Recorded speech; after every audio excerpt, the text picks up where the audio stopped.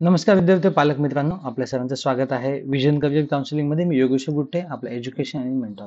तर आज जसं आपल्या MST CET ने सांगितलेलं आहे की आपली रिस्पॉन्स शीट म्हणजे आपली जी आन्सर की आहे, म्हणजे आपण जो पेपर MST CET सोडवला त्यामध्ये आपण काय टिक केलं, म्हणजे काय सिलेक्ट केलं आणि ऍक्च्युली काय आन्सर होतं याची रिस्पॉन्स शीट, म्हणजे ज्याला OMR रिस्पॉन्स शीट आपण म्हणतो, ती आता विथ आन्सर की रिलीज होणार आहे.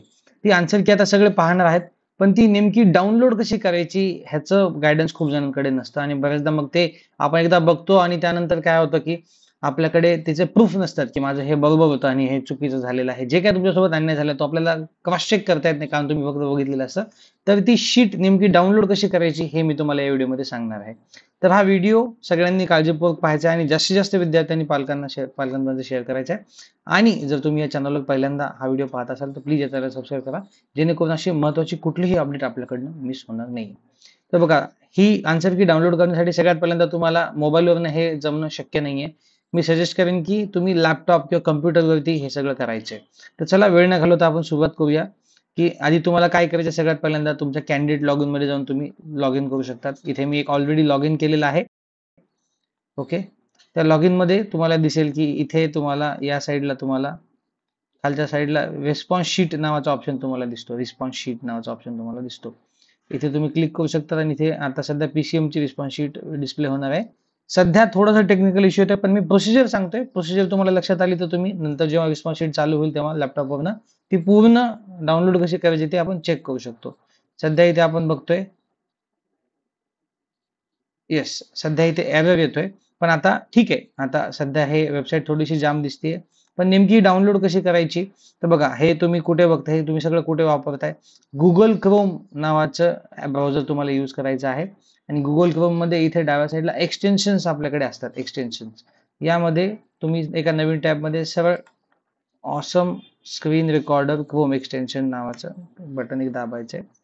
ते दाबलं की ते तुम्हाला या प्रकारचे येईल बघा, awesome screen recorder Chrome extension. इथे तुम्ही याला क्लिक करायचं आहे. इथे मी सगळं पहिल्यापासून इन्स्टॉल करून दाखवते. माझ्या या टॅब मध्ये क्रोम इन्स्टॉल नाहीये. हे बघा, awesome screen recorder and screenshot नावाचं एक्सटेन्शन येतं. ते डाउनलोड होतं थोड्या वेळामध्ये. म्हणजे ते तुम्हाला इथे दिसतं आणि इथे तुम्हाला ऑप्शन येतो, तो अजून आलेला नाही बघा, ऍड टू क्रोम. याला तुम्ही इथे ऍड टू क्रोम म्हणायचे आणि इथे ऍड एक्सटेन्शन म्हणायचे. It can read and change all your data on websites and capture all the content on screen. Add screenshot म्हणायचे. येस.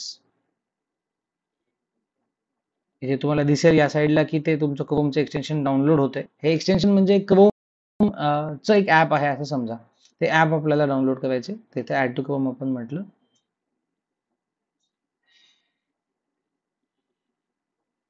इथे डाउनलोड झालेलं दिसतंय आपल्याला. ते ऑलमोस्ट 9 MB चं ते एक्सटेन्शन आपल्याकडे आहे.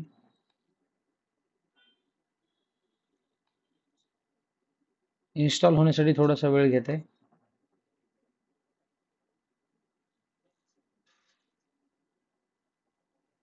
हे बघा, awesome screen recorder and screenshot has been added to Chrome. काहीच करायचं नाही, फक्त ऍड करायचे.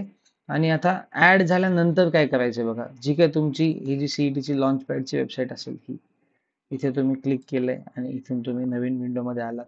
सध्या OMR दिसत नाही आपल्याला, काही हरकत नाहीये. पण नेमकी ती बघायची कशी, तर फुल पेज जे असतं, ते पूर्ण स्क्रीन जी असते आपली लॉंग अशी एकाखाली एक स्क्रीन असते. तिथं सपोज की इथे तुम्हाला तुमचं ऑब्जेक्शन ट्रॅकिंग दिसतंय. इथे काय करायचंय, इथे ऑसम स्क्रीन रेकॉर्डर मध्ये जायचंय. ओके. त्याच्यामध्ये बघा, इथे दोन ऑप्शन येतात, कॅप्चर आणि रेकॉर्ड. रेकॉर्ड म्हणजे व्हिडिओ रेकॉर्डिंग असतं. तर तुम्ही व्हिडिओ रेकॉर्डिंग करायचे नाही, कॅप्चर मध्ये जायचंय आणि इथे फुल पेजला तुम्हाला क्लिक करायचंय.